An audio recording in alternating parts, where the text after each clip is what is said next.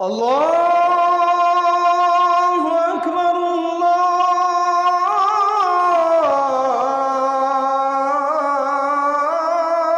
আল্লাহু আকবার। নবীজি মিয়াতি শাহিদ বলেছেন যে 100 গলা কাটা শহীদের সওয়াব পাবেন। কি পালন করলেন? একটা মরা সুন্নাত। কোন সময়? উম্মতের যখন তোর অবস্থা, বলেন তো উম্মতের অবস্থা এখন ভালো না খারাপ?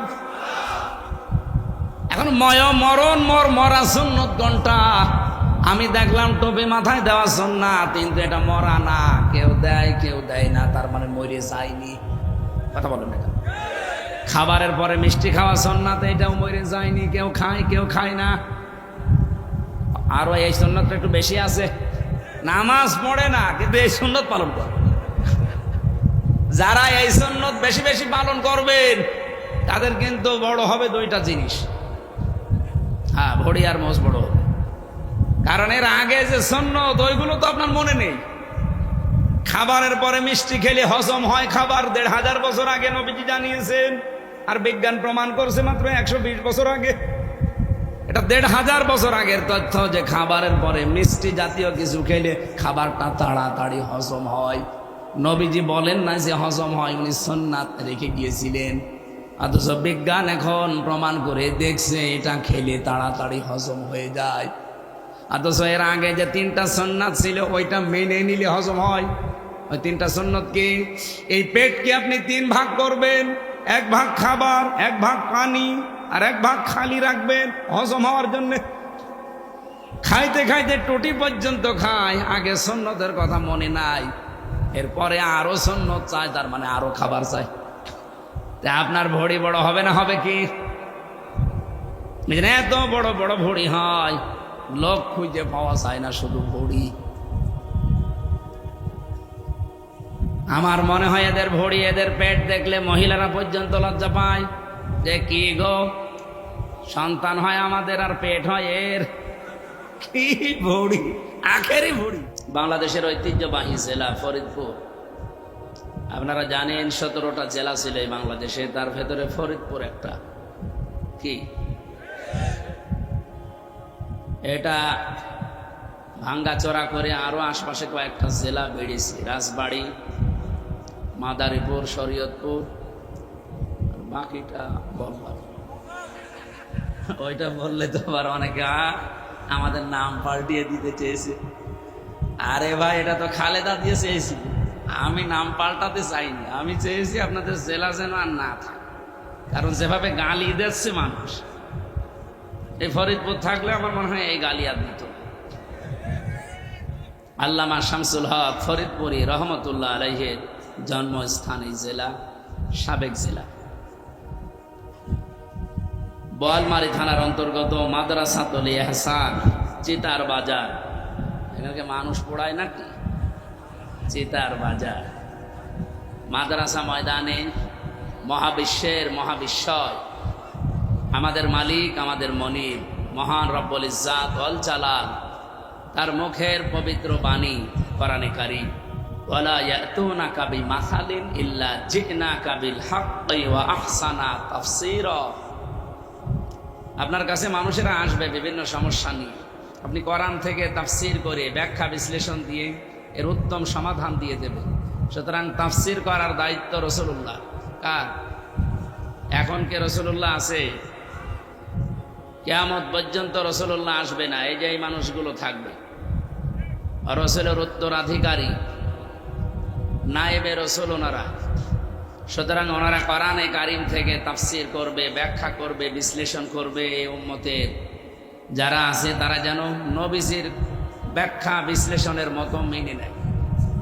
বলেন, ফরিদপুরের এই চিতার বাজারে এখন যদি নবীজি আসতে আর এই জায়গায় বসে যদি কথা বলতে, আপনারা কি শুনতেন না? ঠিক ওইভাবে মনে করে শুনবেন ইনশাআল্লাহ। ওয়াজ মাহফিলের সম্মানিত সভাপতি, হাজারো আলেমের উস্তাজ, মুহাদ্দিস মানুষ, বাড়িধারা, এটা ঢাকায়, মুফতি জাকির হোসাইন কাসেমি দামাত বারকাতুহুমুল আলিয়া, এখানে আলোচনা রাখলেন এতক্ষণ যারা, বিশেষ করে মুফতি ইমরান হোসাইন নায়েবে মুহতামিম, মাওলানা ইয়াসির আরাফাত জিহাদি কুষ্টিয়া, আমন্ত্রিত মেহমান যারা, বিশেষ করে মাওলানা আবুল খায়ের মুহাদ্দিস বাহিরদিয়া মাদ্রাসা, হাফেজ মাওলানা দিলাওয়ার হুসাইন গাজীপুর, মাওলানা রওশনা আহমেদ, মুফতি মাওলানা শহীদুল্লাহ। কোরআনে কারিমে আল্লাহ জানিয়েছেন, আল্লাহু ইয়াজতাবি ইলাইহি মাইয়াশা, আমি আল্লাহ যাকে এজতেবা করি মানে পছন্দ করি, নির্বাচিত করি, আমি যাকে মনোনীত করি, এই মানুষগুলোকে আমি আল্লাহ আমার দিন কায়েমের জন্য কাজে লাগাই। কারণ কি, ওয়াহদি ইলাইহি মাইয়ুনিব, তাকে আমি আল্লাহ দেখাতে চাই এই কারণে দিন কায়েমের এই পথটা, কারণ ও মন থেকে ফিরে এসেছে। ইউনিব শব্দের শাব্দিক অর্থ হচ্ছে মন থেকে যে ব্যক্তি ফিরে আসে আল্লাহর দিকে।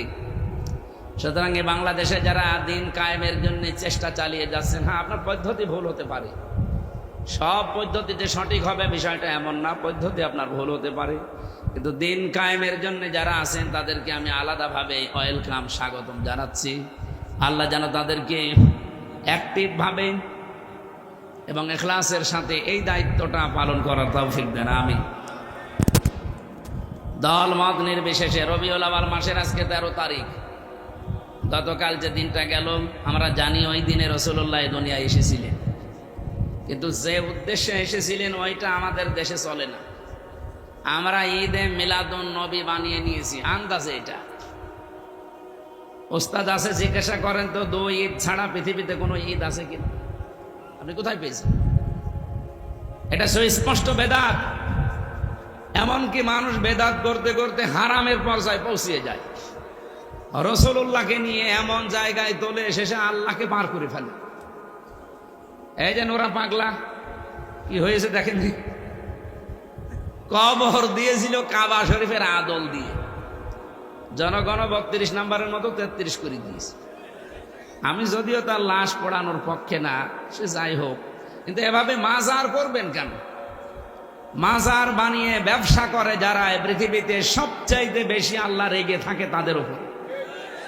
কারণ কিয়ামত আল্লাহ নিপতিত করবে যাদের উপরে, তাদের ভেতরে 1 নম্বরে তারা, যারা এই পৃথিবীতে মাজার বানিয়ে ব্যবসা করে খায়, খাদেম হয়ে আছে। কিসের খাদেম আপনি? ফরিদপুরে তো আরো বেশি। সুতরাং যারা এগুলো করছেন, আমার মনে হয় এই সমস্ত মাজার ব্যবসা বন্ধ করা দরকার। এখন সময় আসতেছে ইনশাআল্লাহ। ইসলামে যেটা নেই আমরা ওইটা মানি না। কি বানিয়েছেন আপনি? ঈদে মিলাদুন নবী কোথায় পেয়েছেন? কোন দলিল আছে? ওরা সূরা মায়েদার আয়াত দিয়ে দলিল দেয়, দাঁত খুলে ফেলা দরকার শয়তান। হযরত ঈসা নবী আলাইহিস সালামের এই যে মায়েদা শব্দটা আছে, ঈদিনা, ওখান থেকে ওরা দলিল বানিয়েছে। এমন এমন দলিল বানায় আপনি আশ্চর্য হয়ে যাবেন। গাঁজাখোরকে যদি জিজ্ঞাসা করেন গাঁজা খান মানে, কোরআনে আছে, ফাবিআইয়ি আলাই রাব্বিকুমা তুকাযযিবান, আল্লাহর কোন নিয়ামত অস্বীকার করবা? গাঁজাও তো নিয়ামত। কত বড় শয়তান! এই যে ঈদে মিলাদুন নবী যারা বানিয়েছে এদের মতো কোরআন হাদিসের আন্দাজে রেফারেন্স দেয়, অথচ ওই আয়াতে ওই হাদিসে ওর কিচ্ছু খুঁজে পাবেন না। ওরা দলিল দেয়, ক্বাদ জাআকুম মিনাল্লাহি নূরুন ওয়া কিতাবুম মুবিন, অবশ্যই আল্লাহর পক্ষ থেকে এসেছে নূর, স্পষ্ট কিতাব। ওনারা আলাদা বানিয়েছে নবীজিকে নূর আর স্পষ্ট কিতাব মানে কোরআন শরীফ, অথচ এই ব্যাখ্যা ভুল। আমি ওস্তাদের সামনে বলছি, আপনি এর পরের আয়াতটা একটু পড়বেন। এখানে যারা উসুলে তাফসির বোঝে, 15টা নিয়ম আছে উসুলে তাফসিরে। আপনি দেখবেন তাফসিরে মাযহারির ভেতরে আছে দেওয়া যে 15টা নিয়ম জানা লাগে। উসুলে তাফসিরের মূল নীতি এটা। আপনি আন্দাজে কোনো আয়াতে তাফসির করতে পারবেন না। এক আয়াত থেকে কথা বলতে হলে মাস্ট বি তার আগের আয়াত পরের আয়াতের সাথে সম্পর্ক কি এটা আপনাকে জানা লাগবে। আপনি এটা না জেনে আন্দাজে এক আয়াত পড়ে তাফসির করে দিয়ে দিলেন, আপনি আগেও জানলেন না পরেও জানলেন না বক্তব্য কি। ওই যে ক্বাদ জাআকুম মিনাল্লাহি নূরুন ওয়া কিতাবুম মুবিন, অথচ এখানে মাঝখানে ওয়া আছে। এই যে নূর এবং কিতাবুম মুবিন যে এক জিনিস, এটার ব্যাখ্যা আপনি আগের আয়াত পড়লেও বুঝবেন, পরের আয়াত পড়লেও বুঝবেন, শুধু ওই আয়াত পড়লে জীবনেও বুঝবেন না। এটা সূরা মায়েদার 15 নম্বর আয়াত। আপনি 16 নম্বর আয়াতটা দেখবেন বাড়ি যাই। নূর এবং কিতাব যে একই জিনিস, তাফসিরে ফিজিলালিল কোরআন সাইয়্যিদ কুতুব কোরআনে কারিমের প্রায় 55টা নাম দিয়েছেন। তার ভেতরে অন্যতম নাম বলেন তিনি 5টা। 1 নম্বরে কোরআন, 2 নম্বরে ফুরকান, 3 নম্বরে কিতাব, 4 নম্বরে নূর, 5 নম্বরে মুবিন। সুবহানাল্লাহ বলতে পারেন না? স্পেশাল যে 5টা নাম বললাম এর ভেতরে নূর নেই। বলেন বলেন। আল্লাহ কোরআনের নাম নূর দিয়েছেন। সন্নি নামে, গরম সন্নি, ঠান্ডা সন্নি যাই বলেন, এগুলোর নাম নিয়ে আপনি যে বেদাত তৈরি করেন, রব্বুল আলামিন এখানে নূর আর কিতাব এ জিনিস একই। এর ব্যাখ্যা তিনি পরের আয়াতে দিচ্ছেন, ইয়াহদি বিহিল্লাহ। এই যে ইয়াহদি বিহিল্লাহ, এখানে সরাসরি ফাইল হচ্ছে আমার আল্লাহ নিজে। বিহি এই শব্দের দিকে একটু খেয়াল করেন, আপনি না বুঝলেও আলেমরা বুঝছে। বিহি এটা 1 বচন। এখানে আগের যে শব্দগুলো বললাম নূর এবং কিতাবে মুবিন, যদি 2টা জিনিস হয় তাহলে বিহি আল্লাহ 1 বচন দিল কেন বলেন? সুতরাং ওরা যে ব্যাখ্যায় আয়াত থেকে নিয়ে আসতে চায়, ওরা মন মতো ব্যাখ্যা করে, আন্দাজে মানুষকে ধোঁকা দিয়ে বোকা বানিয়ে রেখেছে। আল্লাহর নবী নূরের তৈরি, এটা মেলে না। কোরআনে কারিমে আল্লাহ জানিয়েছেন, ইন্নী খালিকুম বাশারাম মিন তিন, অবশ্যই আমি মানুষ বানিয়েছি মাটি থেকে, মাটির নির্যাস দিয়ে। আমার প্রশ্ন হচ্ছে, নবীজি যে মাটির তৈরি না নূরের তৈরি, এইটা নিয়ে আমি ফতোয়াবাজি করছি না। আমার উদ্দেশ্য হচ্ছে এই আয়াত দিয়ে যারা মানুষকে ভুল বোঝান যে নূর এক জিনিস, কিতাবে মুবিন এক জিনিস, না, 2টাই এক। আল্লাহর নবী আল্লাহ পাক তাকে মানুষ বানিয়েছিলেন। কুল ইন্নামা আনা বাশারুম মিসলুকুম ইউহা ইলাইয়া আন্নামা ইলাহুকুম ইলাহু ওয়াহিদ। নবী আপনি বলেন, এতটুকু আল্লাহ বলতে পারতেন। ইন্নার পরে আল্লাহ মা লাগিয়েছেন কেন? ওস্তাদ আছে, জিজ্ঞাসা করেন, ইন্নার পরে যদি মা যুক্ত হয় বাংলা অর্থ দাঁড়ায় কেবলমাত্র, শুধুমাত্র, একমাত্র। আল্লাহ কুল ইন্না দিয়ে শুরু করতে পারতেন, মা না লাগালেও আমি অর্থ করতে পারতাম। মা লাগিয়ে আল্লাহ জানিয়েছেন, হে নবী আপনি বলেন, আমি একমাত্র, কেবলমাত্র, শুধুমাত্র তোমাদের মতো মানুষ। পার্থক্য এতটুকু, ইউহা ইলাইয়া, আমার প্রতি ওহী আসে, তোমাদের কাছে আসে না, এটাই পার্থক্য। যতটুকু সম্মান আল্লাহ তাকে দিয়েছেন আপনি ওই পরিমাণে নিয়ে যাবেন। আপনি সম্মান দিতে দিতে এমন জায়গায় তোলেন যেটা আমার আল্লাহও জানে না। আজকের তেলাওয়াত কি তো আয়াতে এটা একটু আছে হালকা, কুল্লা আকুলু লাকুম ইনদি খাযাইনুল্লাহ। হে নবী আপনি মানুষকে বলেন যে আমি কিন্তু গায়েবের খবর জানি না। আমি এই কথা বলি না যে আমি গায়েব জানি, অথচ কত মানুষ নবী না পীর কেউ গায়েবের মালিক মনে করে। বলেন, পীর কেউ আপনি গায়েবের মালিক মনে করছেন? কোরআনে স্পষ্ট নিষেধ যে গায়েবের খবর শুধুমাত্র আল্লাহ জানেন। উনি যাকে যতটুকু জানিয়েছে সে ততটুকু জানবে, তার বেশি জানার খবর তার নেই। এরপরেও যদি কেউ কাউকে বিশ্বাস করে না উনি জানে, আপনার ইমানের সমস্যা আছে। ওয়ালা আ'লামুল গায়বা, আপনি বলেন আল্লাহ আমার কাছে ধন ভান্ডার দেয়নি এবং আমি গায়েবও জানি না। কত মানুষ নবীকে বাদ দিয়ে এখন পীরকেও ধন ভান্ডারের মালিক বানিয়ে দিয়েছে। কেউ ফেরে না খালি হাতে। ফরিদপুরের দরবারে খাজা তো আছে।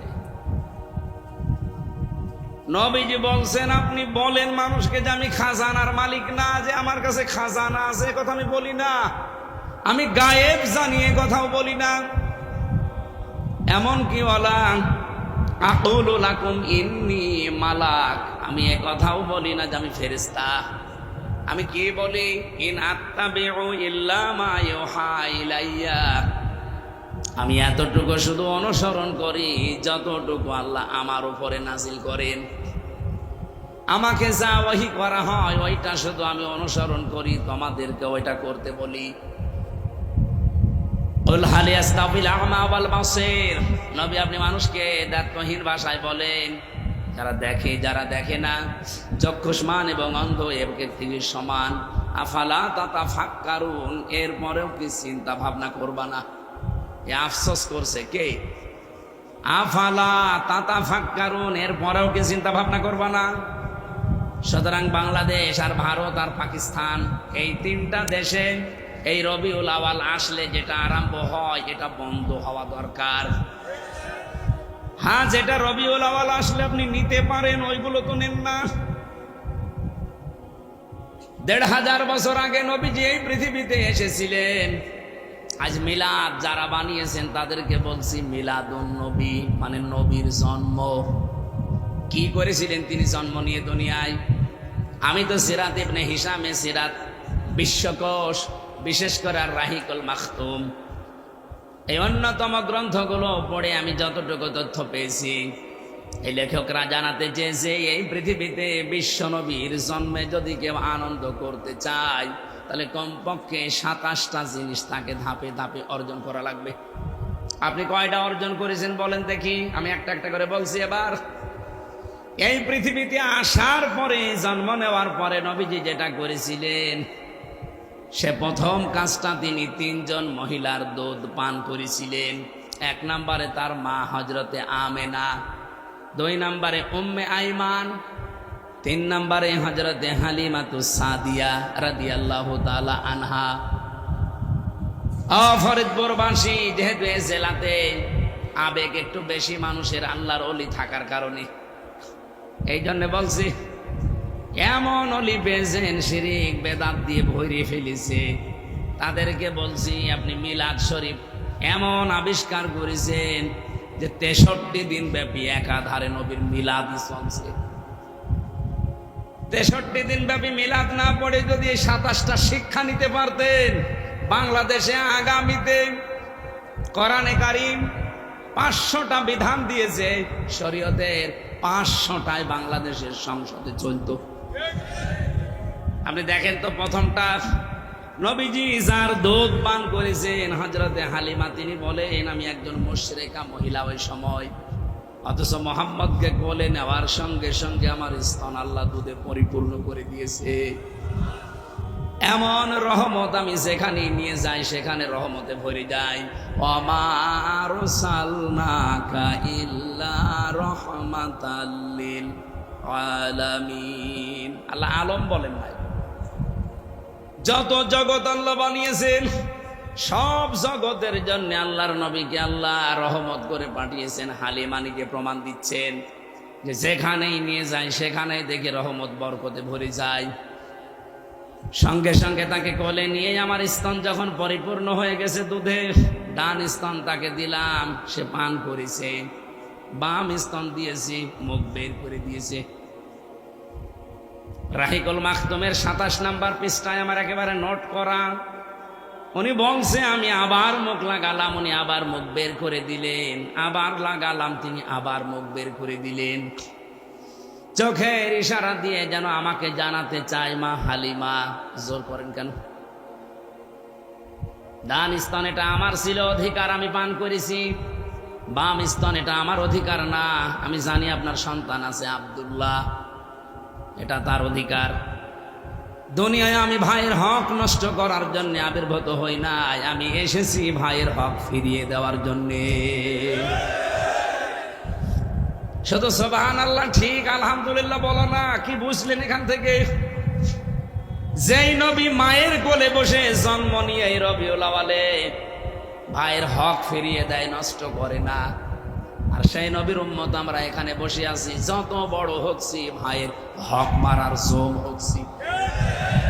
এখানে ভাই মানে শুধু আপন ভাই না, শুধু দুধ ভাই না। আল মুসলিম আকুল মুসলিম, মুসলমান মুসলমানের কি? একজন মুসলমান ভাইয়ের প্রতি আর একজন মুসলমান ভাইয়ের কমপক্ষে ৬টা হক অধিকার আছে। সেগুলো পালনও যদি শুরু করতাম এই রবিউল আওয়ালে, তাহলে মিলাদ বড় লাগতো না। প্রথম অধিকার তাকে দেখলে আপনাকে সালাম দেওয়া লাগবে, এটা তার অধিকার। কিন্তু এইটাও আজকে পক্ষপাতিত্ব হয়ে গেছে, দলীয় লোক ছাড়া অনেকে আর সালাম দিতে চায় না। কিসের হক আদায় করেন, আবার মিলাদ পড়ে বেড়াচ্ছেন আপনি। 2 নম্বরে দেখেন, বিশ্বনবী জানিয়েছেন ওই লোকটা যদি অসুস্থ হয় তারে দেখতে যাওয়া লাগবে। বাংলাদেশের রাজনীতি এমন জায়গায় আমরা নিয়েছি, দলীয় লোক যদি মরে যায়, সে ঢাকায় অসুস্থ হয়েছে, এখান থেকে ট্রাক ভাড়া করে চলে যাচ্ছে। আর একজন মুসলমান অন্য দল করে, সে পাশের বাড়ি না খেয়ে মরে যাচ্ছে, অসুস্থ, দেখতে যায় না। আমি একটু বেশি বলে ফেললাম স্যার। কি মিলাদ পড়ি আমরা। আমার মনে হয় 2টায় থাক, 6টা বললে আবার আমি নিজেও ধরা খেয়ে যাব।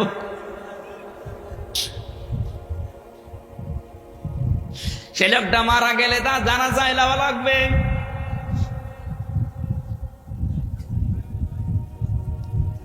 ফরিদপুরবাসী, আমি আবেগ দিয়ে বলছি না, সত্যি বিবেকের তাড়নায় কথাটা বলছি। আমরা মিলাদুন নবী পালন করেছি, মিলাদুন নবী বানিয়ে নিয়েছি, কিন্তু এর একটা শিক্ষাও আমাদের জীবনে নেই। আমি আবু যার রাদিয়াল্লাহু তাআলা আনহুর একটা হাদিস পড়ছিলাম।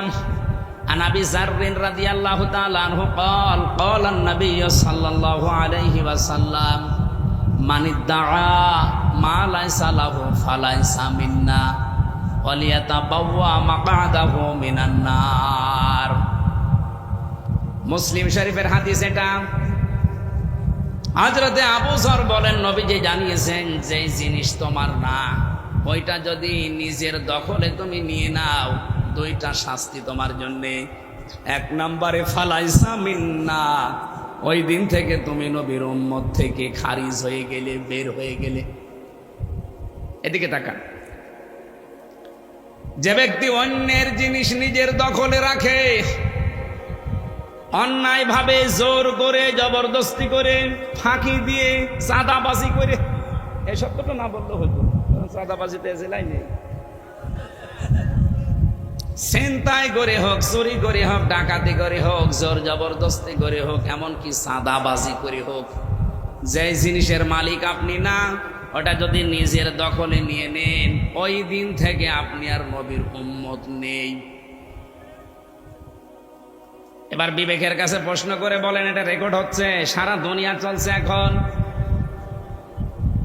পৃথিবীর মানুষেরা যারা আগস্টের 5 তারিখের পরে 1 মাস, 1 বছর 1 মাসের ভেতরে বিভিন্ন কায়দায় অন্যের জিনিসের মালিক হয়ে গেছেন, আপনি আর যাই হন, নবীর উম্মত কিন্তু আর নেই। এরকম কাজে কারা আছেন? হাত তোলেন তো। না না, এই তোমার কে নোরা পাগলার মতো তার ছিড়া হাত তুলে বসে আছে।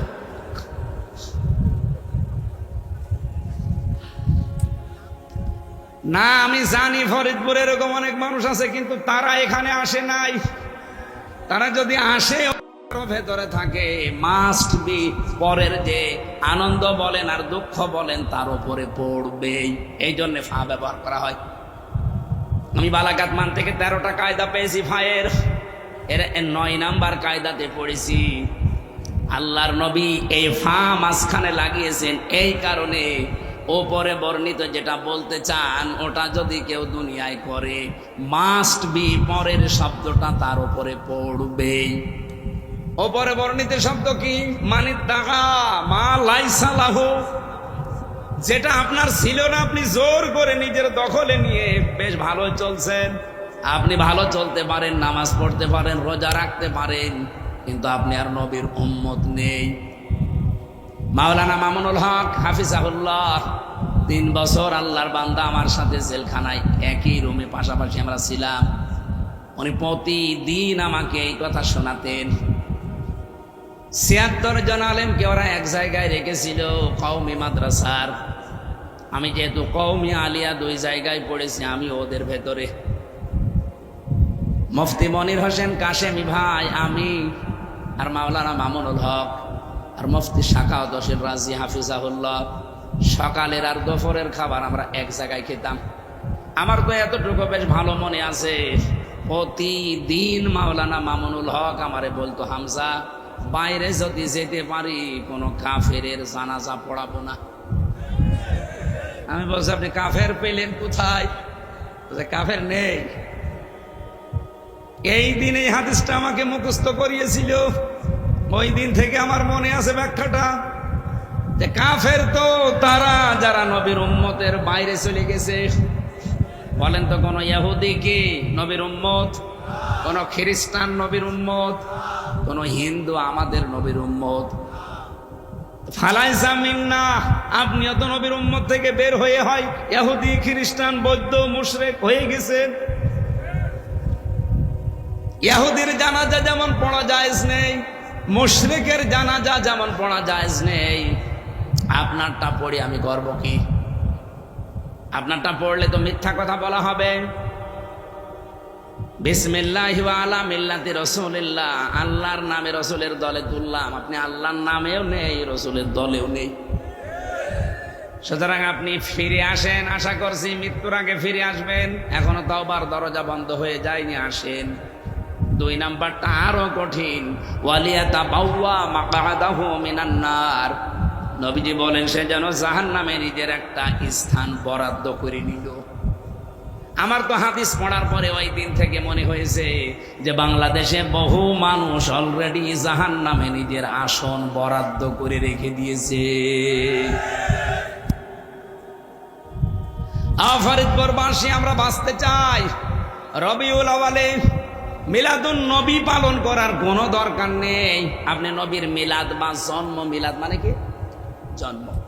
এই জন্ম থেকে শিক্ষাগুলো নেন। 1 নম্বরে শিক্ষা নেবেন আপনার দ্বারা কোনো ভাইয়ের হক যেন নষ্ট না হয়। কথা বলেন না কেন? এইটা যদি এই রবিউল আউয়াল থেকে আরম্ভ হয়, বাংলাদেশে কেউ কারো ক্ষতি করবে, চাঁদাবাজি থাকবে, এমনি বন্ধ হয়ে যাবে। এই জন্যই তো মাহফিলের আয়োজন। আগামী থেকে আমরা যেন মুসলমান হয়ে মুসলমানের হক আদায় করতে পারি। 2 নাম্বারটা যেহেতু আরো কঠিন, আমি ওইদিকে যেতে চাই না। 2 নাম্বারে পেয়েছি আমি, আপনি কি ওইটা রাহিকুল মাখতুমের ভেতরে দেখবেন। আমি নিজে যেহেতু পড়েছি, নোট করেছি, এই জন্য শোনাচ্ছি। বিশ্ব নবী মুহাম্মদুর রাসূলুল্লাহকে আল্লাহ ঘোষণা দিয়েছেন, আপনাকে পাঠানোর উদ্দেশ্য কি? ওয়াল্লাযী আরসালা রাসূলাহু বিল হুদা ওয়া দীনিল হক লিইয়ুযহিরাহু আলাদ দীনি কুল্লি ওয়া কাফা বিল্লাহি শাহীদা ওয়ালাউ কারিহাল মুশরিকুন। 2 রকমই আছে। তিনি সে আল্লাহ যিনি তার রাসূলকে সত্য দিন দিয়ে, জীবন বিধান দিয়ে দুনিয়ায় পাঠিয়েছেন শুধু খেলা করার জন্য। আরো আসতে বল, কেন পাঠিয়েছেন? লিইয়ুযহিরাহু আলাদ দীনি কুল্লি। আল্লাহ কুল্লিহি এত কঠিন শব্দটা দিয়েছেন। এই শব্দ যদি আল্লাহ বাদ দিয়ে দিতেন, আমি এই আলাদ দীনি পর্যন্ত অর্থ করতাম, এত শক্ত কথা আসতো না। লিইয়ুযহিরাহু, যেন তিনি এজহার করতে পারেন। এজহার মানে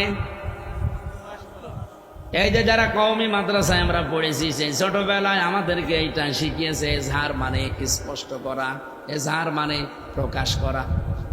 অথচ এজহারের আধুনিক ব্যাখ্যা হচ্ছে এজহার মানে প্রতিষ্ঠা করা, দাঁড় করানো, বিজয় করা। আপনি আধুনিক ব্যাখ্যাগুলো নিয়ে আসেন, অভিধান নিয়ে আসেন। আমি এই যে 18 তারিখে এসেছি মদিনা থেকে। মদিনা বিশ্ববিদ্যালয়ের যে লাইব্রেরিতে আমি খুঁজছিলাম, দেখি এখানে পড়ার মতো বই তো অনেক আছে, একটু অভিধানগুলো খুঁজি। আরব যারা আরবি শব্দকে আরবি ভাবে ওনারা ব্যাখ্যা করেছেন, ওখানে আরবির ব্যাখ্যা দেখলাম এজহারের আসল ব্যাখ্যা লিখেছেন, এজহার মানে বিজয় করা। নবীজিকে আল্লাহ জন্ম দিয়ে পাঠিয়েছেন, নবীজিকে আল্লাহ এই পৃথিবীতে রবিউল আউয়ালে পাঠিয়েছেন। তার 2 নাম্বার উদ্দেশ্য হচ্ছে যত দিন আছে, যত ধর্ম আছে দুনিয়ায়, সব কিছুর উপরে আল্লাহর দিন যেটা, এটা তিনি বিজয় করে দেখাবেন। ওয়ালাউ কারিহাল মুশরিকুন, যদিও মুশরিকদের কাছে এটা খারাপ লাগবে। এবার আসেন আমি এই কথার ব্যাখ্যা করতে চাই। মান ক্বারাআল কুরআনা ফাস্তাযহারাহু ফাহাল্লা হালালাহু ওয়া হাররামা হারামাহু আদখালাহুল্লাহুল জান্নাহ। যে ব্যক্তি কোরআন পড়ে আর কোরআনকে ইজহার করার চেষ্টা করে, ইজহার মানে বিজয় করা, বলেন বলেন। কোরআন পড়লেই হবে না, আপনাকে কোরআন বিজয় করার চিন্তা করা লাগবে। কেন? কোরআন যদি বিজয়ী হয় তাহলে আপনি হালালকে হালাল জেনে মানতে পারবেন আর হারামকে হারাম জেনে ছেড়ে দিতে পারবেন। ফরিদপুরবাসী আসলে বারবার ওঠাউঠি করো কেন? কি আসছে আমার ওয়াজের ভেতরে রেখে চলে যাচ্ছে। এইভাবে করা যাবে না, ক্লাসে এভাবে নেওয়া যায় না। এই যে এটা হাত ধরেন তো, ক্লাসের ভেতরে এভাবে ওঠাউঠি করলে হয়? এই ভাই, এই দাঁড়াইছেন কেন? বসেন।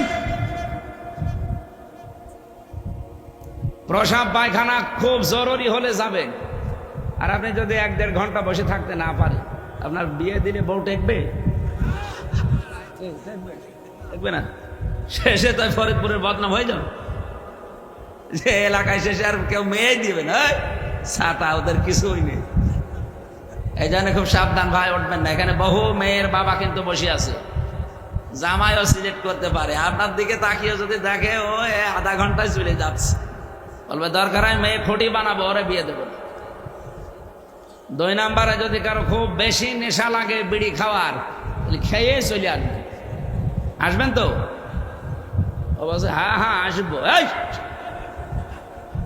বিড়ি খাওয়া না, অনেকের এমন নেশা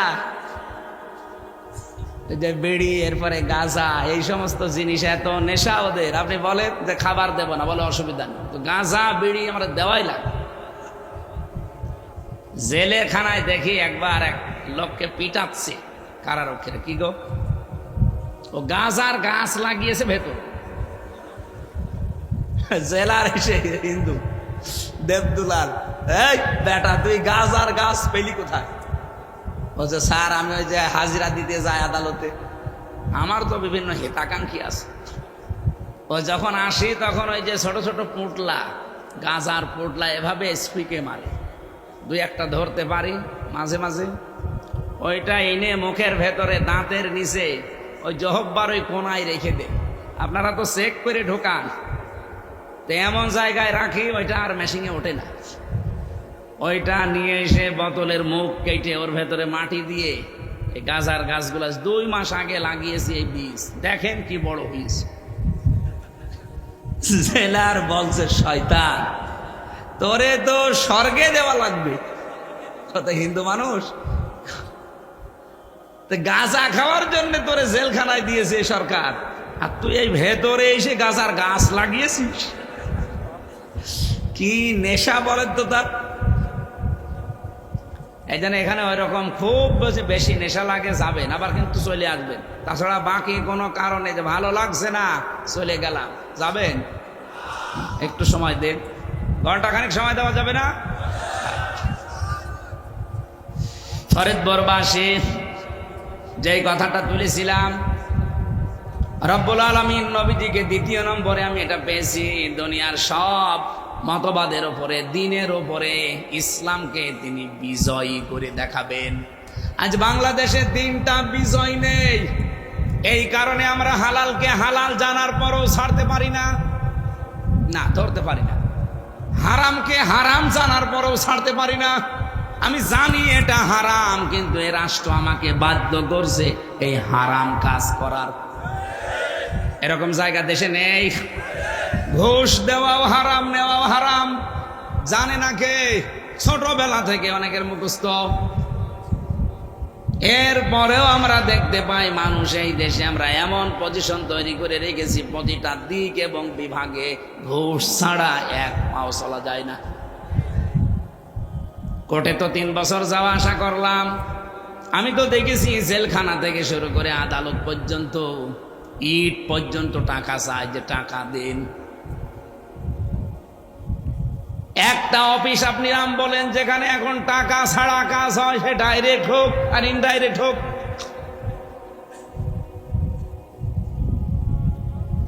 এগুলো আস্তে আস্তে ষড়যন্ত্র করে গভীরভাবে 15.5 বছরে এমন জায়গায় পৌঁছিয়েছে, আপনি আশ্চর্য হয়ে যাবেন। 5 এবং 8 আগে বৃত্তি পরীক্ষা ছিল না? এখনো আছে, কিন্তু নিয়মটা পাল্টিয়েছে। কি বলেন তো পাল্টিয়েছে?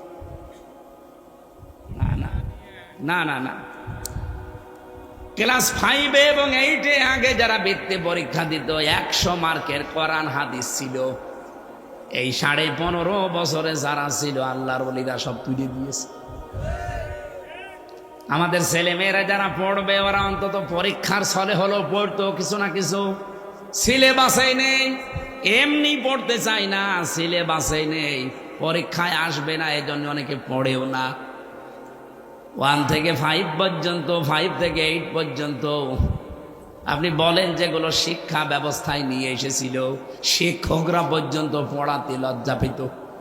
ক্লাস 8 শারীরিক শিক্ষা, শরীর চর্চার শিক্ষক নেওয়াক দিয়েছে সরকার। এখন গানের শিক্ষক, নাচের শিক্ষক। আমরা আশা করছি এখন যিনি আছে ওনার নাম কিন্তু 2 নবীর নাম, ডক্টর মোহাম্মদ ইউনুস। একটা মোহাম্মদ আর একটা ইউনুস, 2 নবীর নাম নিয়ে আপনি বসে আছেন। গানের শিক্ষক নিয়োগ দিতে পারেন 1 থেকে 5 পর্যন্ত প্রাইমারিতে।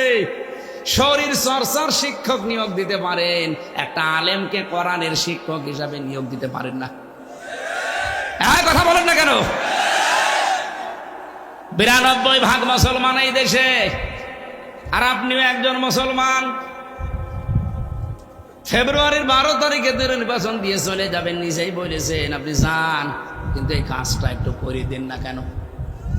এই বাঙালি জাতির কাছে, মুসলমানদের কাছে, আপনি এই দেশের মানুষের কাছে অমর হয়ে থাকবেন। কথা বলেন। প্রাইমারিতে আমরা একজন ধর্মীয় শিক্ষক চাই, এ দাবি আপনাদের নেই? কারা এ দাবি করেন এই মিডিয়াকে দেখান। লিল্লাহে তাকবীর। দেখেন তো হাত তোলেনি কে? দেখেন, এই মিডিয়া এদিকে ঘোরাও। আমাদের এই দাবি মানাই লাগবে। এটা শুধু এই ফরিদপুরের দাবি না, বাংলাদেশের 18 কোটি মানুষের দাবি এইটা। ঠিক আছে ভাই, এটা ওনার কান পর্যন্ত চলে গেছে এবং যাবে, যদি নাও মানে আরশ পর্যন্ত চলে গেছে। কথা বলে না কেন? কিয়ামতে যেদিন আল্লাহর সামনে দাঁড় করাবে, অন্তত এই বিষয়টা বলতে পারবো আমি কিন্তু ধর্মের পক্ষে ছিলাম। যত নিয়ম নীতি বানিয়ে মানুষ ধর্ম তৈরি করেছে, শুধু ইসলাম বাদ দিয়ে পৃথিবীর সব কিছুই মানুষের বানানো। আপনি বলেন এখন ইসলাম বাদ দিয়ে 4,500 ধর্ম দুনিয়ায় পালন চলছে, একটাও আমার আল্লাহ পাঠায়নি, সব মানুষের তৈরি করা। আল্লাহ যেটা পাঠিয়েছে ওইটার ভেতর আরো রদবদল করে ফেলেছে। শুধু ইসলাম বা কোরআনকে আমার আল্লাহ পাক এই পৃথিবীতে তিনি গ্যারান্টি দিয়েছিলেন, ইন্না নাহনু নাযালনা যিকরা ওয়া ইন্না লাহু লাহাফিজুন। এই একটা মাত্র কারণে কোরআনে হাত দিতে পারে নাই, এইটা নির্ভেজাল আছে। সুতরাং কিয়ামতের ময়দান পর্যন্ত এই ইসলাম, এই কোরআন অথেন্টিক থাকবে। যত ধর্ম আছে সব ধর্মের ওপরে আমরা চ্যালেঞ্জ দিয়ে, গ্যারান্টি দিয়ে ইসলামকে বিজয়ী করতে চাই। যতদিন পারবেন না, এদেশে যদি ফেরেশতাও বাস করে, সেও হালালকে হালাল জেনে আঁকড়িয়ে ধরতে পারবে না, হারামকে হারাম জেনে ছেড়ে দিতে পারবে না, কারণ কোরআনের বিধান কায়েম হওয়া ছাড়া এটা সম্ভব না। এজন্য নবীজির আগমনের উদ্দেশ্য ছিল এটা, যে সব কিছুর উপরে ইসলামকে তিনি তুলবেন না, বিজয়ী করবেন। যদিও মুশরিকদের কাছে এটা মন খারাপ হবে, তাদের খারাপ লাগবে, অপছন্দ হবে। আমি শুধু 2 নবীর নাম পেয়েছি, হযরত আদম এবং সুলাইমান নবী। এই 2 নবী বাদ দিয়ে পৃথিবীর কোন নবীর জীবনী আমি এমন পড়িনি যে নবীর জীবনী যে যেখানে তারে আল্লাহ আদেশ দেয়নি আন আকিমুদ্দিন, যে দিন কায়েম করো। আদম আলাইহিস সালামের সময় মানুষজন ছিল না, আর সুলাইমান নবী তার বাবার কাছ থেকে রাজত্ব পেয়েছিলেন, এজন্য তাদের এই কথা বলা লাগে নাই। তো বাকি যত নবীর জীবনী আমি পড়েছি, প্রত্যেকটা নবীর জীবনের মিশন এবং ভীষণ ছিল জমিনের দিন কায়েম করা লাগবে। এই জন্য তাদের সমসাময়িক জামানায় যারা দায়িত্বে ছিল তাদের সাথে মারামারি, গন্ডগোল, ঠোকাঠুকি, জিহাদ হয়নি? বলেন বলেন, একটা নবীর জীবনে দেখাতে পারবেন যে যার সাথে তার ওই রাষ্ট্রের যারা দায়িত্বে ছিল তাদের কিছুই হয়নি? আমি তো সেরাম পাইনি। হযরত ইব্রাহিমের হয়েছে, মুসা নবীর হয়েছে, হয়নি? আমাদের নবী মুহাম্মদ রাসূলুল্লাহ বাকি ছিল। আপনি আর কার জীবনে দেখতে চান? সুতরাং আমাদের এই সিদ্ধান্ত নেওয়া লাগবে, দিন কায়েমের কথা আসলে কোনো ফতোয়াবাজি করবেন না। হাতে পায়ে ধরে বলছি, এই জায়গায় এক হওয়া লাগবে। ওরা কোরআন পড়ে আমি দুই জায়গায় মত পার্থক্য করতে নিষেধ এই শব্দ পেয়েছি। সূরা আলে ইমরানে আছে ওয়াতাসিমু বিহাবলিল্লাহি জামিআ ওয়ালা তাফাররাকু। আর এই যে সূরা সূরার 13 নম্বর আয়াতের মাঝের অংশে আনাকিমুদ্দিন ওয়ালা তাতাফাররাকু ফি, দিন কায়েম করবা, কোনো মত পার্থক্য করা যাবে না। অথচ সারা পৃথিবীতে এখন এই দুইটা আয়াত নিয়েই মত পার্থক্য বেশি। কোরআন আঁকড়িয়ে ধরতে বললেই বিভিন্ন ফতোয়াবাজি শুরু হয়, জমিনে দিন কায়েমের কথা বললেই বিভিন্ন জায়গায় ফতোয়া শুরু হয়, এমনকি আলেমরা ফতোয়া দিচ্ছে। এই দুই জায়গায় কোনো ফতোয়াবাজি আপনারা করবেন না। হ্যাঁ, এবার আমার মূল কথা।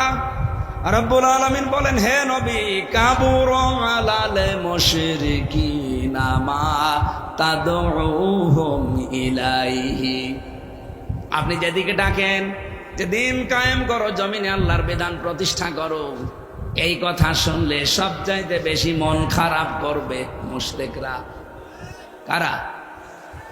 বাংলার মুসলমানেরা। আমি ওপেন বলছি, আজ এই জমিনে ইসলামী আন্দোলনের কথা, একামতে দিনের কথা, আল্লাহর বিধান কায়েমের কথা বললে যাদের মন খারাপ হয়, যারা মনে করেন এটা রাজনীতি, এটা ধান্দাবাজি, এটা দুনিয়ার কাজ, আল্লাহর কসম আপনার যে কোনো কায়দায় শিরিক হয়ে যাচ্ছে। আপনি শিরিক করছেন, এই জন্য আপনি মুশরিক। আর মুশরিকের কাছে দিন কায়েমের কথা বললে খারাপ লাগে। সুতরাং এই দেশে যারা এই বিষয় নিয়ে মত পার্থক্য করছেন, মন খারাপ করছেন, ফতোয়াবাজি করছেন, এই আয়াত প্রমাণ হচ্ছে যে আপনার অবশ্যই কোনো শিরিক আছে জীবনে, অথবা শিরিকে আপনি লিপ্ত আছেন, না তো আপনার মন খারাপ হবে কেন? আপনি মনে করতে পারেন কই আমি তো শিরিক করি না, আপনি টের পাচ্ছেন না, তাই অবশ্যই আপনার জীবনে যে কোনো ভাবে শিরিক হয়ে যাচ্ছে। আপনি খোঁজ খবর লাগান। আমি কি নিচে নামবো? এ পর্যন্ত বুঝেছেন কিনা বলেন? আবু হুরায়রা রাদিয়াল্লাহু তাআলা আনহু থেকে বর্ণিত একটা হাদিস পড়েছিলাম। নবীজি বলেন, মান তামাসসাকা বিসুন্নতি ইনদা ফাসাদি উম্মতি ফালাহু আজরু মিয়াতি শাহিদ। আমার মনে হয় এবার তো এখানে উম্মতি একালিপ টান আছে। যারা এখানে আরবি হাদিস পড়ায় একালিপ টান দেওয়া আছে। আমি হাদিসটা নিয়ে চিন্তা ভাবনা করেছিলাম, এই ছোট্ট মাথা নিয়ে আমার একটা তথ্য মাথায় এসেছে, বলবো। নবীজি বলেন, আর আমার উম্মতের যখন দুরবস্থা চলবে, এই কঠিন মুহূর্তে যদি একটা মরা সুন্নাতকে কেউ চিন্তা করতে পারে, তার আমল নামা 100 গলা কাটা শহীদের সওয়াব দেওয়া হবে।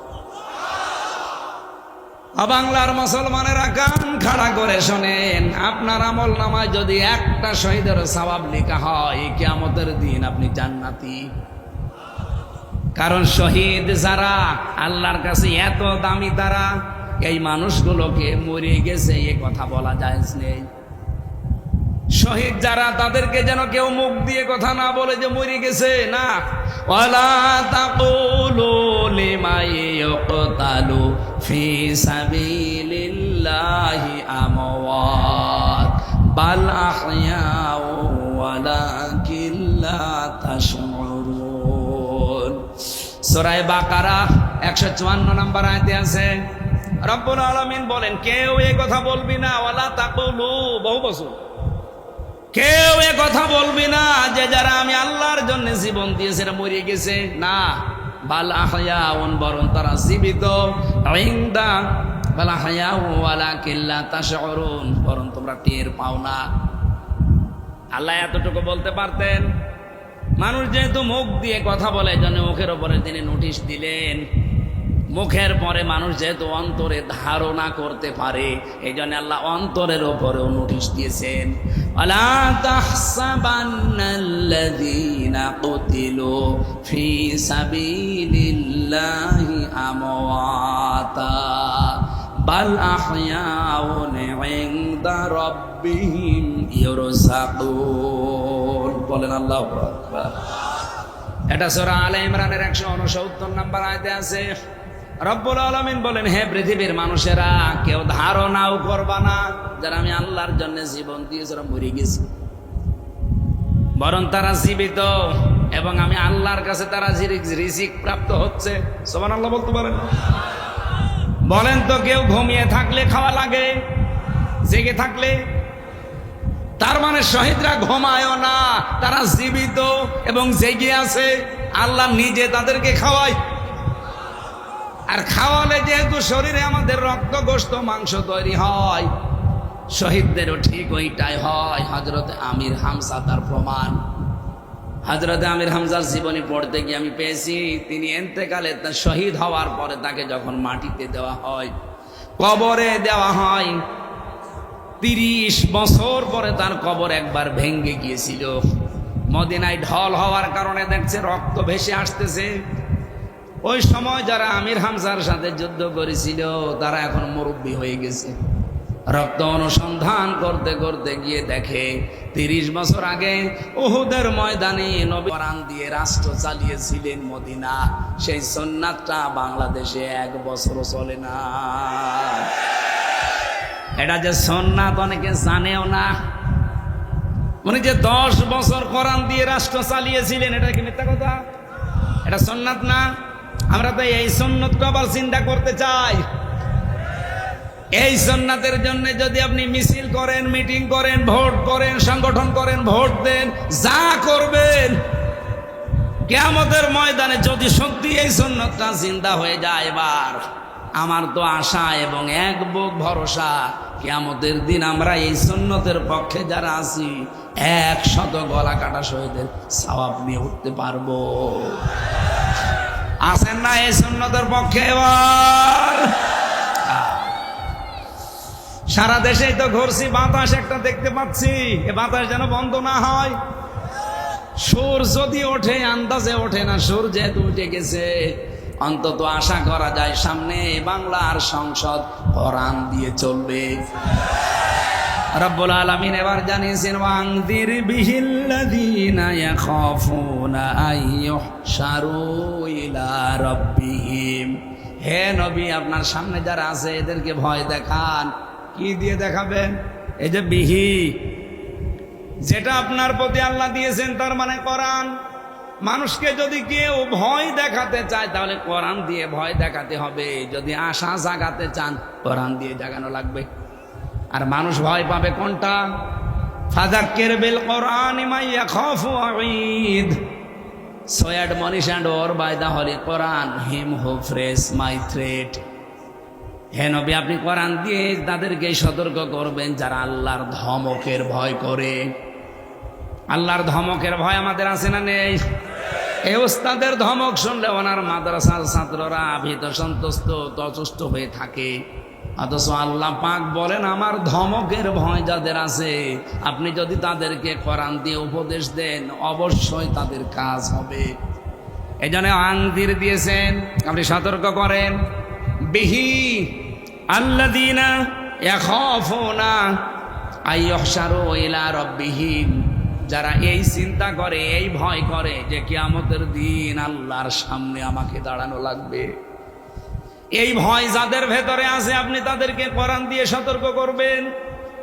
আমি হাদিসের ব্যাখ্যায় আয়াতের ব্যাখ্যা করতে গিয়ে দেখেছিলাম, ফি জিলালিল কোরআন সাইয়্যিদ কুতুব লিখেছেন যে আল্লাহকে ভয় করে কিয়ামতে তার সামনে দাঁড়াতে হবে।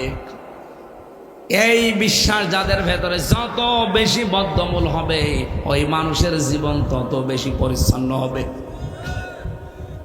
উনি হযরত ওমরের কাহিনীটা এখানে নিয়েছেন শিক্ষার জন্যে। খলিফাতুল মুসলিমিন হযরত ওমর তার সন্তানটাকে ভর্তি করেছিলেন এরকম মাদ্রাসায়। হযরতে আলী প্রধান বিচারপতি ওই সময়, তিনি তার সন্তান হোসাইনকে দিলেন ওই মাদ্রাসায়। বারবার কলম ফেলে দেয়, ওটা যেটা দিয়ে লিখতে হয়। হযরত হুসাইন বলে, আব্দুল্লাহ ইবনে ওমর তুলে দাও। উনি একবার দুইবার তিনবার তুলে দিলেন, বারবার কলম ফেলে দাও, আমারে তুলতে বলো, আমি কি তোমার চাকর খাদেম? হোসাইন বললেন, তুমি খাদেম না, খাদেমের বাচ্চা। কি বলো? আমি দেশের প্রধানমন্ত্রীর ছেলে আর আমি খাদেমের বাচ্চা। বাড়িতে যে বলছে, আব্বা আমি আর পড়বো না মাদ্রাসায়। কেন? হোসাইন আমাকে ছোট করেছে, গালি দিয়েছে সবার সামনে। বিচার যদি না করো হোসাইনের, আমি মাদ্রাসায় যাব না। হযরত ওমর বুদ্ধিমান ছিলেন, বিচক্ষণ ছিলেন, বললেন ঠিক আছে, কিয়ামত বিচার হবে জমার দিন। খুতবা দিচ্ছিলেন, আলোচনা বন্ধ করে বললেন, এখানে হোসাইন আছে? বলে হ্যাঁ, সামনে আসো। তুমি আমার সন্তান আব্দুল্লাহকে ছোট করেছো সবার সামনে, খাদেমের বাচ্চা বলে তুমি এই ছোট কথাটা বলেছো? বলে হ্যাঁ বলেছি। কেন বললে? ইমাম হোসাইন তার তহিন কণ্ঠে বললেন, খলিফা বুকে হাত দিয়ে বলেন তো, আপনি কি আমার নানার খাদেম ছিলেন না? হযরত ওমরের কথা বন্ধ হয়ে গেছে। ডাক দিয়ে বলে, হোসাইন কি বললে? এটা লিখে দিতে পারবা? কাগজ কলম নিয়ে আসেন, আমি লিখে দেব। খেজুরের পাতা নিয়ে এসেছেন, লিখে দিলেন, এই ওমর আমার নানার খাদেম ছিল, আমি দেখেছি। ইতি হোসাইন ইবনে আলী। দেখা জিনিস আমি আন্দাজে অস্বীকার করবো কেন? কাগজটা হাতে নিলেন, সাহাবীদেরকে বললেন, নবীর সাহাবীরা, বিচার হয়ে গেছে। ছোট মানুষ আব্দুল্লাহ তো বোঝে না, বলে বাবা বিচার তো শুরুই হলো না, কি করে হয়ে গেল? হযরত ওমর বলে, সন্তান, যে বিচার করেছি দুনিয়া না আখিরাতেও কাজে লাগবে। আমি যখন মারা যাব, এই কাগজটা আমার কাফনের ভেতরে দিয়ে দিও। কিয়ামতের দিন যখন আল্লাহ তার সামনে আমাকে দাঁড় করাবে, ওয়া কুল্লুহুম আতিহি ইয়াউমাল কিয়ামাতি ফারদা। কিয়ামতের দিন প্রতিটি মানুষ আল্লাহর সামনে একা একা দাঁড়াবে। কয়জন করে বলেন বলেন? যারা এই মিথ্যা তথ্য ছড়িয়েছেন বাংলাদেশে, যে এক এক পীর আসবে লক্ষ লক্ষ ইমাম নিয়ে, লক্ষ লক্ষ মুরিদ নিয়ে, এটা ডাহা মিথ্যা কথা। কিয়ামতের দিন আপনি প্রথম বিচারে উঠবেন আল্লাহর সামনে, স্রেফ একা, কেউ থাকবে না। আলেমদের জন্য একটা সুসংবাদ এখানে আমি পেয়েছি। এই যে 18 তারিখে আমি মদিনা থেকে আসলাম, যে জমার দিনে আমি নামাজ পড়লাম, ওখানে কাবার মসজিদে নববীর ইমাম যিনি খুতবা দিচ্ছিলেন, সর্বশেষ তার এই কথাটাই ছিল খুতবার ভেতরে, ইয়া আইয়ুহাল হাজিরুন ওয়াল মুসাল্লুন। একটা হাদিস বলার পরে এইটা ইঙ্গিত করলেন, এলেমের উপরে কথা বলছিলেন, এলেমের মর্যাদা। শেষের কথা ছিল এই, কিয়ামতের দিন আল্লাহ যখন একটা একটা করে নাম ধরে ধরে তার সামনে দাঁড় করাবে মানুষকে বিচার করতে, সবাইকে তো জনসম্মুখে বিচার করবে, শুধুমাত্র আলেম যারা, তাদের বিচার আল্লাহ একটু গোপনে। রব্বুল আলামিন পর্দা দিয়ে, চাদর দিয়ে ঘিরে নেবে আলেমটাকে, সবার সামনে থেকে আড়াল করবে। মনে করেন জাকির সাহেবকে আল্লাহ আড়াল করে নিয়ে জিজ্ঞাসা করবে, জাকির এই কাজগুলো করেছিলি? সব কথার স্বীকৃতি দেওয়া লাগবে, কারণ জানে যে আমার আল্লাহ মনের খবর উনি জানে। সারা জীবনের যা যা সবগুলো স্বীকার করার পরে আল্লাহ বলবেন, তোর চেহারার দিকে তাকিয়ে আমি যে অনুতপ্ত হওয়ার দৃশ্য দেখলাম, আমি আল্লাহ পাক আজকে তোকে গোপনে মাফ করে দিলাম, কাউকে বলবি না, জান্নাতে চলে যা। আল্লাহ আলেম যখন নামের আগে একটু লেখা আছে, কিয়ামতের দিন কোটি কোটি মানুষের সামনে অপমান করো না, তোমার নবীর এই হাদিসের সুসংবাদ আমাদের কপালেও তুমি একটু দিও। আরো জোরে বলেন আমিন। হযরত ওমর বলেন, সন্তান, কিয়ামতের দিন আল্লাহ আমাকে যখন ডাক দিয়ে বলবে, ওমর জীবনে কি আছে দেখাও, জীবনে যদি কিছুই আমার কবুল না হয় এই কাগজটা দেখাবো। রব্বুল আলামিন, দেখো তোমার নবীর নাতি লিখে দিয়েছে নিজের হাতে যে আমি নবীর খাদেম ছিলাম, এই ওসিলা হলে তুমি আজকে আমাকে মাফ করে দাও। কোরআন দিয়ে সতর্ক করলে মানুষের জীবন পাল্টিয়ে যায়। ইয়াখাফুনা আইয়ুহশারু ইলা রাব্বিহিম, তাদের রবের সামনে হাসর হবে, দাঁড় করাবে আল্লাহর সামনে। এই ভয় যারা করে, আপনি কোরআন দিয়ে সতর্ক তাদের করেন, দেখেন এই মানুষগুলো মোমের মতো গলে যাবে। وَإِذَا سَمِعُوا مَا أُنزِلَ إِلَى الرَّسُولِ تَرَى أَعْيُنَهُمْ تَفِيضُ مِنَ الدَّمْعِ مِمَّا عَرَفُوا مِنَ الْحَقِّ। হে নবী, আপনার কাছে যখন কোরআনে কারীম শুনবে মানুষ, যারা এটা উপলব্ধি করতে পারে, বুঝতে পারে, আপনি দেখবেন মনের অজান্তেই তারা কেটে ফেলেছে। কখন যে চোখ দিয়ে তাদের পানি পড়ছে আপনি টেরও পাবেন না, দেখবেন ওরা কাঁদতেছে।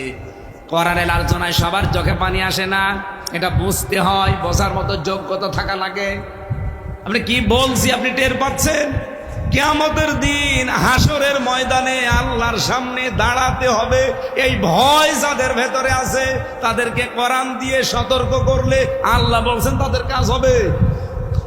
আমাদের কাজ হয় না কেন? কারণ আমরা যে দাঁড়াবো এই বিশ্বাস এখনো পাকাপোক্ত হয়নি। বলেন, রব্বুল আলামিন বলেন লাইসা লাহুম মিন দুনি, এটা আরো কঠিন। আজ যাদের ভরসা করে আসো যে আমার বাবা আছে, আমার ছেলে কোরআনের হাফেজ, আমার অনক পীর আছে, না কেউ থাকবে না তোমার পাশে ওয়ালিজ্জুন অভিভাবক হিসাবে, ওয়ালা শাফিউন সুপারিশকারীও কেউ থাকবে না। লাআল্লাহুম ইয়াত্তাকুন, আশা করছি তোমরা সতর্ক হয়ে চলবা। রব্বুল আলামিন এই আয়াতটা আমাদের জীবনে যেন পঙ্খানুপঙ্খানু সেট করে দেন, বলেন আমিন। সম্মানিত মা বোন যারা এসেছে, আপনাদের জীবনে অনেকে মনে করে নামাজ পড়ি, রোজা রাখি, কালো বোরকা পরি, আমি জান্নাত যাব না, যাবে কি না?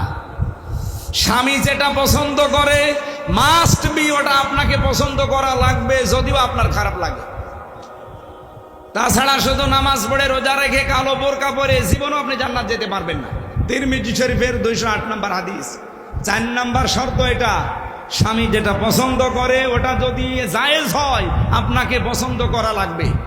বাংলাদেশে বহু স্বামী আমরা আছি, আমার মনে হয় প্রত্যেকটা স্বামী তারা আমরা পছন্দ করি যে বিয়ের পরে মা বাবা আমাদের সাথে থাকবে। আমি খেয়ে থাকি না খেয়ে থাকি, আমার মা বাবা আমার সাথে থাকবে। এই কথা বলেন না কেন? 100টার 98টা বউ এটা চাই না, তারা বলে হয় আলাদা করে দাও অথবা বৃদ্ধাশ্রমে দিয়ে আস। এরকম ছোট মনের বউ দেশে নেই, ফরিদপুরে তো অন্তত নেই। আল্লাহ মেয়েদেরকে ফাতেমা তো জহরার মতো বানিয়ে দিন, আমি আর টানতে পারছি না, অনেক রাত হয়ে গেছে। যতটুকুই বলেছি আমি আগে নিজে সভাপতি এবং যারা এসেছি প্রত্যেককে আমল করার তৌফিক কামনা করে শেষ করছি। হুজুর